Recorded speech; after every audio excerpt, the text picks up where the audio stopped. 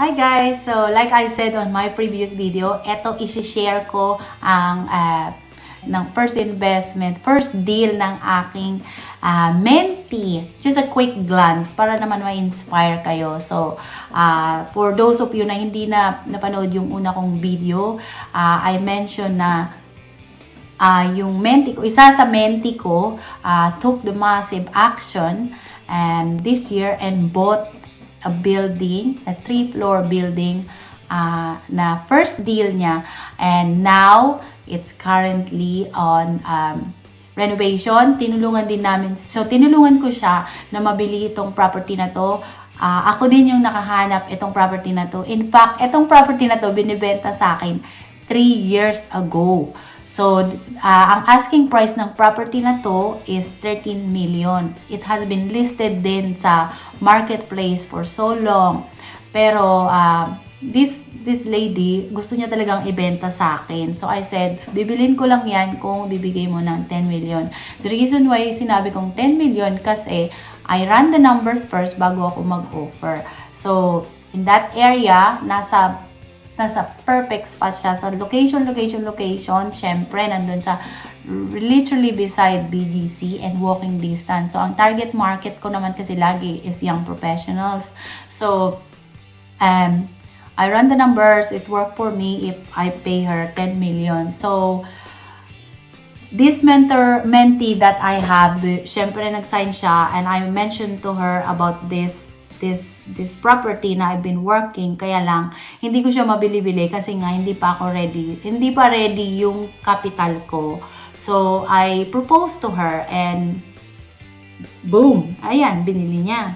So let's see, and I will share you and I'll tell you a little bit more about it. So currently, ang situation as of now, September 2025, nabili the negotiation is started. Well, I negotiated already ng 10 million. So okay na yung price. Wala na negotiation. Yun na lang yung agreement na lang yung kasi we hold retention for while she was transferring. But anyway, I did all the works with her. So that's the thing. Kung kayo yung magpapamentor sa akin, I'll make sure na I will hold your hand all the way. And I'll do the negotiation. I'll help you to prepare the offer letter. And I'll make sure that the number works. And also, when it comes to contractor, of course, you can also use my contractor. So, which siya din yung magre-renovate ngayon sa building na to. So, let's see. Ipapakita ko and I will tell you more about it para ma-excite naman kayo and ma-inspire kayo. Okay? So, ito guys, yung building na binili ng aking mentee. So, yan yung binibenta sa akin ng 3 years ago and I did negotiate that for 10 million. Yeah, it's just that I'm not ready to buy, but I'm so happy that my mentee was able to purchase this in the right time. Kasi it is really a good deal. It's in the like literally probably 5 to 7 minutes walking distance to BGC.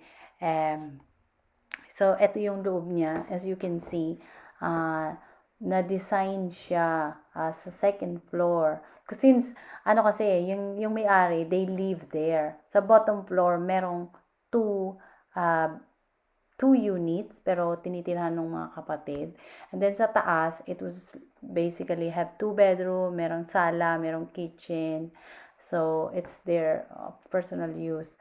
So, the plan for this building is to turn into 12 studio units. So, since her target market is the same as my strategy, it will be the young professional na nagtatrabaho sa BGC. So, yeah, it's gonna be exciting for her. So, right now, as of now, September 2025, na-transfer na yung title sa kanya. And I'm so happy and delighted that she have this property as her first deal because it'll definitely work and worth the money. So, naka-title na yun sa kanya, and then nagre-renovate na din sila. nagre-renovate, nagde-demolish na because it will be ready for to renovate for 12 doors.